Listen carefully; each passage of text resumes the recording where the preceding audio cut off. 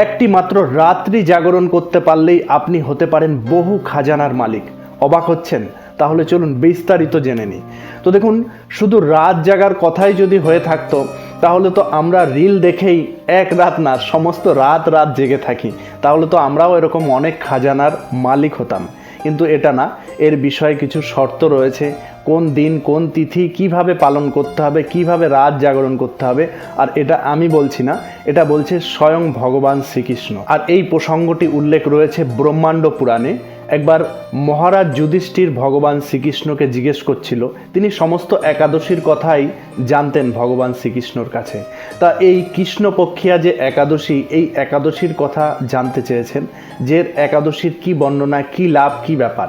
তখন তিনি এই একাদশীর কথা বলেছিলেন। এটা শুধু একাদশী না, পক্ষবর্ধিনী দ্বাদশী, মানে এই একাদশী মানে এই যে দ্বাদশী পালন করবেন, একাদশী দ্বাদশী দুদিনেরই আপনি সম্পূর্ণ ফল পাবেন। তো এটি হলো আমাদের আগামীকাল যে মঙ্গলবার 16ই ডিসেম্বর, এই যে সেই মহা দ্বাদশী।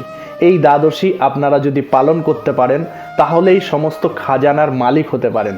এবং রাত জাগরণের কথা বলেছে, এবং ভগবান শ্রীকৃষ্ণ যুধিষ্ঠির মহারাজকে বলেছে যে আমাকে দান যজ্ঞ অনেক পুজো আদিতেও আমি যেটুকু সন্তুষ্ট না হই, আমাকে একাদশী করলেই, কেউ যদি একাদশী পালন করে নিষ্ঠাভাবে, তার থেকে অনেক গুণ বেশি আমি প্রসন্ন হই। এবং তিনি এও বলেছেন, যেমন পাখিদের মধ্যে সর্বশ্রেষ্ঠ হলো গরুড়, তেমন নাগেদের মধ্যে সর্বশ্রেষ্ঠ হলো শেষনাগ, এবং মানুষের মধ্যে সর্বশ্রেষ্ঠ হলো ব্রাহ্মণ, এবং দেবতাদের মধ্যে সর্বশ্রেষ্ঠ হলো নারায়ণ। তা তেমনি সমস্ত ব্রতের মধ্যে সর্বশ্রেষ্ঠ ব্রত হলো এই একাদশী ব্রত। তো যারাই এই একাদশী ব্রত পালন করে সেটা ভগবানের মন জয় করে নেয়, ভগবানকে জিতে নেয়। তো এই একাদশী ব্রত এতটাই শক্তিশালী। এবং এও বলেছে, হাজার হাজার বছর তপস্যা করে যে ফল লাভ না হয়, এই সফলা একাদশীতে রাত্রি জাগরণ করলে সেই সম্পূর্ণ ফল পাওয়া যায়, এবং এই জগতের সমস্ত ধন সম্পত্তির মালিক হবে, এবং পরজগতে মুক্তি মোক্ষ প্রাপ্তি হবে। এরকমই বলা হয়েছে এই সফলা একাদশীতে যারা রাত্রি জাগরণ করবে। তো আমরা তো অনেকেই আমরা রাতের পর রাত জেগে যাচ্ছি, সমস্ত রিল দেখতে দেখতে প্রায় ভোর হয়েই যায়। তো আপনারা এইভাবে একটা দিন যদি এইভাবে খুব নিষ্ঠাভাবে রাত জাগরণ করতে পারেন, তাহলেই কিন্তু এই সম্পূর্ণ যে সাম্রাজ্যের কিন্তু আপনারা খাজানার মালিক হতে পারেন। আর এ প্রতিশ্রুতি কিন্তু স্বয়ং ভগবান শ্রীকৃষ্ণ দিয়েছেন। তো আপনাদের কি করতে হবে? আপনারা রিল দেখতে দেখতে রাত জাগরণ করলে তো হবে না। আপনাদের কি করতে হবে? আপনারা হয় কোনো গ্রন্থ পড়ুন, কিংবা গীতা, ভাগবত, এরকম যা কিছু ধর্মীয় বিষয় আপনাদের চর্চা করতে হবে। হ্যাঁ, আপনারা মোবাইল দেখতে পারেন, মোবাইলেও কৃষ্ণকেন্দ্রিক কোনো মহারাজের প্রবচন, কিংবা আপনারা কোনো গীতার বিষয়, কোনো ধর্ম বিষয় আপনারা জানলেন, এইভাবে সমস্ত রাত জাগরণ করতে হবে।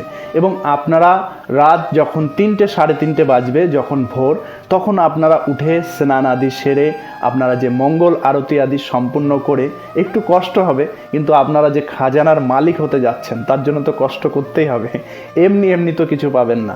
তো আপনাদের এইভাবে সম্পূর্ণ রাতটা জাগরণ করতে হবে, এবং সকালবেলা যে একাদশী ব্রত পালন করেছেন তার পালন করতে হবে যথারীতি। যে সময়, আমি সময়ও দিয়ে দিচ্ছি, এই সময় অনুযায়ী আপনারা পালন সম্পূর্ণ করতে হবে। এইভাবেই সমস্ত যে একাদশী, যে দ্বাদশী মহাদ্বাদশী, তার সম্পূর্ণ ফল প্রাপ্ত হবে। তো আপনারা একাদশীতে কি করবেন? একাদশীতে আপনারা একদম যদি পারেন তো পূর্ণ ফল প্রাপ্তির জন্য আপনারা নির্জলা থাকতে পারেন।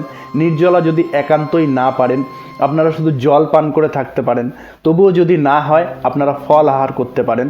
তবুও যদি আপনারা একান্ত না পারেন, তবে আপনারা কিছু খাওয়ার অনেক নিয়মাবলী দেওয়া রয়েছে, সেগুলো আপনারা দেখে আপনারা ঘি, সূর্যমুখী তেল দিয়ে কিছু সবজি আদি রন্ধন করে এগুলো আপনারা ভগবানকে ভোগ লাগিয়ে পেতে পারেন। তো এইভাবে নিয়ম নিষ্ঠা করে সুন্দরভাবে আপনারা দিনভর পালন করলেন, এবং রাত্রে যেভাবে বলা হয়েছে ঠিক সেইভাবেই সমস্ত ধর্ম আলোচনা, ধর্ম চর্চা, এর মধ্যেই রাত জাগরণ করুন।